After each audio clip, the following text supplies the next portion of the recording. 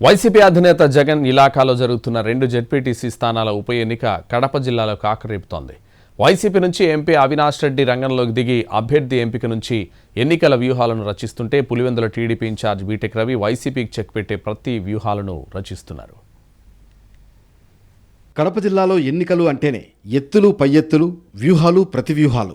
ఉప ఎన్నిక అంటేనే రాజకీయ పార్టీల మధ్య వేడి మరింత రాజుకుంటుంది. 2024 సార్వత్రిక ఎన్నికల తర్వాత జరుగుతున్న ఎన్నికలను వైసీపీ అత్యంత ప్రతిష్టాత్మకంగా తీసుకోవడం రాష్ట్ర రాజకీయ వర్గాల్లో కొత్త చర్చకు దారితీస్తోంది. వైసీపీ నేతలపై దాడులు జరుగుతున్నా తగ్గేదేలే అంటూ ఎన్నికల ప్రచారంలో దూసుకుపోతోంది. 2020లో స్థానిక సంస్థల ఎన్నికల్లో ఉమ్మడి కడప జిల్లాలో 50 జెడ్పీటీసీ స్థానాలకు గాను వైసీపీ 49 స్థానాలను కైవసం చేసుకుంటే టీడీపీ అట్టూరు జెడ్పీటీసీ స్థానాన్ని మాత్రమే దక్కించుకుంది. ఆ తర్వాత జరిగిన రాజకీయ పరిణామాల్లో 8 మంది జెడ్పీటీసీలు వైసీపీని వీడి టీడీపీలో చేరడం, ఒంటిమిట్ట నుంచి జెడ్పీటీసీగా గెలిచి జెడ్పీ చైర్మన్గా ఉన్న ఆకేపాటి అమర్నాథ్ రెడ్డి 2024 సార్వత్రిక ఎన్నికల్లో రాజంపేట ఎమ్మెల్యేగా గెలవడంతో ఆ స్థానం ఖాళీ ఏర్పడింది. పులివెందుల జెడ్పీటీసీగా ఉన్న మహేశ్వర్ రెడ్డి అకాల మరణంతో 2 స్థానాలకు ఉప ఎన్నిక అనివార్యమైంది. ఈ 2 స్థానాలకు ఉప ఎన్నిక తాకట్లో ఉన్న మీ బంగారం నమ్మి కష్టాల్ని కాంపౌండ్ వాల్ దాటించే one and only solution Prime Gold Hub మాత్రమే. కాంటాక్ట్ 8499938881. జిల్లాలో రాజకీయాల్లో కాకరేపుతోంది. పులివెందుల జెడ్పీటీసీ ఎన్నిక అధికార టీడీపీ, వైసీపీ నాయకుల మధ్య పొలిటికల్ వార్ నడుస్తోంది.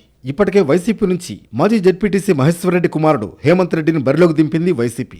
టీడీపీ కూడా బీటెక్ రవి కుటుంబం నుంచి ఆయన సతీమణి లతారెడ్డిని రంగంలోకి దింపింది.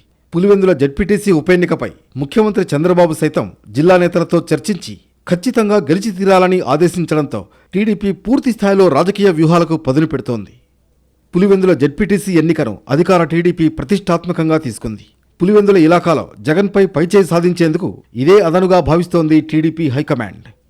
పులివెందులలో గెలిచి ఇక రాష్ట్రంలో గెలవడం సులభమనే సంకేతాలను పంపాలని చూస్తోంది. మండల స్థాయిలో జరిగే ఎన్నిక కావడం, కేవలం 10,000 ఓట్లు మాత్రమే ఉండడంతో ఓటర్లను తమ వైపు తిప్పుకునేందుకు అన్ని మార్గాలను వాడుకుంటున్నట్టు తెలుస్తోంది.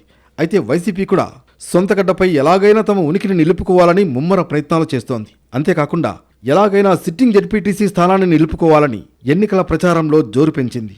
వైసీపీ నేతలపై టీడీపీ నేతలు దాడులు చేస్తున్నా ఎక్కడా వెనకడుగు వేయడం లేదని సమాచారం.